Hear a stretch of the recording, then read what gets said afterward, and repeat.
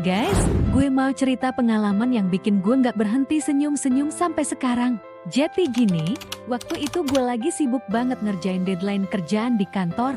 Stres level udah mentok, dan gue butuh banget curhat sama temen gue, Sarah. Nah, dengan terburu-buru gue langsung ngetik pesan panjang tentang bos yang nyebelin dan kerjaan yang numpuk. Tanpa ngecek lagi, gue langsung pencet tombol kirim. Tapi guys, yang namanya lagi buru-buru, mata gue kayaknya ikutan stres deh. Ternyata nomor yang gue chat itu bukan Sarah. Gue baru sadar pas dapat balesan. Wah, bosnya sekejam itu ya. BTW, ini siapa ya? Kayaknya salah nomor deh. Tapi ceritanya seru nih. Asli, jantung gue langsung deg-degan. Malu banget rasanya. Gue udah siap-siap minta maaf dan blok nomornya. Tapi entah kenapa, cara dia bails tuh bikin gue penasaran. Gak marah-marah, malah kayak pengen tahu lebih banyak. Gue jawab dengan malu-malu, ya ampun, maaf banget. Harusnya chat ke temen, tapi malah nyasar. Sorry ya udah spam curhat random gini. Tahu nggak guys? Dia bails. Santai aja kali. Anggap aja aku jadi tempat sampah digital buat hari ini.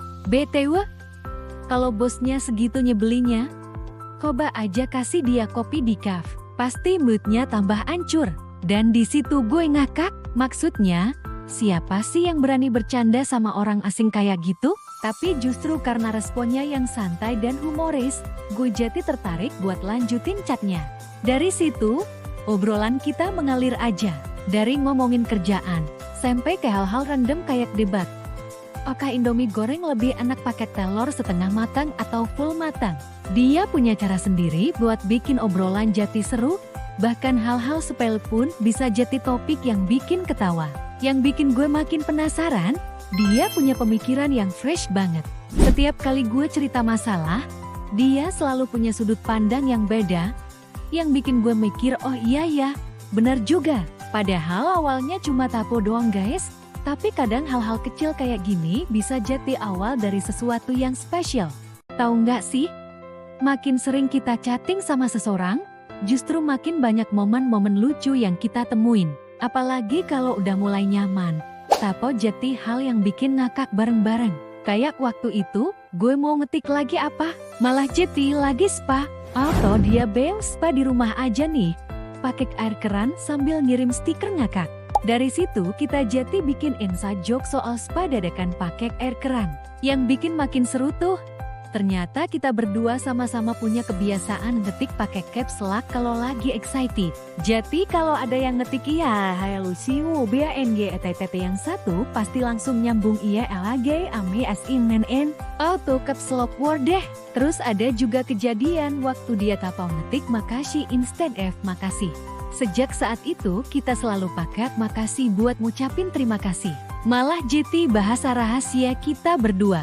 Yang paling bikin gemes itu kalau lagi ngantuk terus cutting. Typo di mana-mana tapi tetap maksa pengen lanjut ngobrol. Kadang sampai ada yang ngetik aku nganyuk yang harusnya aku ngantuk. Itu gemes kan jadinya. Dan tahu gak? Ternyata kita berdua sama-sama suka ngirim voice note kalau udah males ngetik. Tapi lucunya, sering banget salah pencet terus ngirim voice note kosong atau cuma bunyi bukannya kesel, malah jadi bahan ketawaan.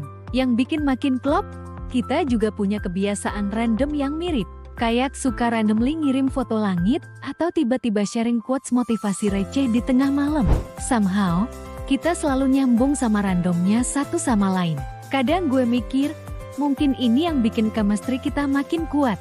Bukan karena chat yang sempurna, tapi justru karena kita bisa ketawa bareng dari hal-hal kecil kayak gini. Typo yang harusnya bikin malu malah jadi momen yang bikin kita makin deket. Dan yang paling spesial, kita jadi punya bahasa sendiri yang cuma kita berdua yang ngerti. Dari typo yang jadi trademark, sampai inside joke yang cuma bikin ketawa kita berdua. It's like having our own little world in the chat. Intinya, kadang chemistry itu gak perlu dicari. Dia datang dengan sendirinya dari hal-hal simple kayak gini, dari typo yang bikin ngakak, sampai kebiasaan random yang ternyata cocok. That's how love grows naturally, from the smallest things we share. Setelah chatting intens selama beberapa minggu, akhirnya kita berdua sepakat untuk ketemu. Jujur, Deg-degan banget, takutnya kan beda sama yang di chat. Tahu sendirilah ya, kadang orang di chat asik, tapi pas ketemu malah awkward. Kita janjian di sebuah coffee shop di daerah Jakarta Selatan. Gue datang duluan, sengaja biar bisa nyiapin mental. Sambil nunggu, gue scroll-scroll chat lama kita. Masih inget banget awal mula chat gara-gara tato itu.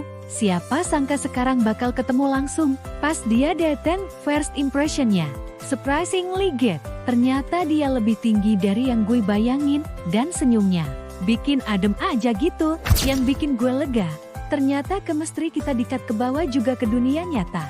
Ngobrol sama dia tuh ngalir banget. Dari yang awalnya nervous, jadi lupa waktu, kita ngobrolin banyak hal, mulai dari hobi, kerjaan, sampai mimpi-mimpi kita ke depan. Yang bikin gue makin kagum, ternyata dia punya passion yang sama kayak gue di bidang fotografi. Satu hal yang bikin gue terkesan, dia inget detail-detail kecil dari obrolan kita sebelumnya. Kayak waktu gue cerita tentang kucing peliharaan gue yang suka tidur di keyboard laptop, atau pas gue curhat soal project yang lagi gue kerjain. Dia bahkan nanya gimana perkembangannya sekarang. Di saat itu gue sadar, sometimes the best things in life come from unexpected moments. Siapa yang nyangka tapo makasih instead of makasih bisa jadi awal dari cerita yang manis? Life works in mysterious ways indeed. Setelah pertemuan pertama itu, kita mulai sering ketemuan. Kadang cuma ngopi bareng, kadang hunting foto bareng, atau kadang cuma jalan-jalan aja di mall. Yang pasti, setiap ketemu selalu ada aja yang bisa diobrolin. Kalau dipikir-pikir, teknologi emang bisa jadi blessing in disguise ya. Di era digital kayak sekarang, typo bisa jadi icebreaker yang bikin kita ketemu orang baru. Tapi yang lebih penting, gimana kita bisa maintain chemistry itu dari online ke offline.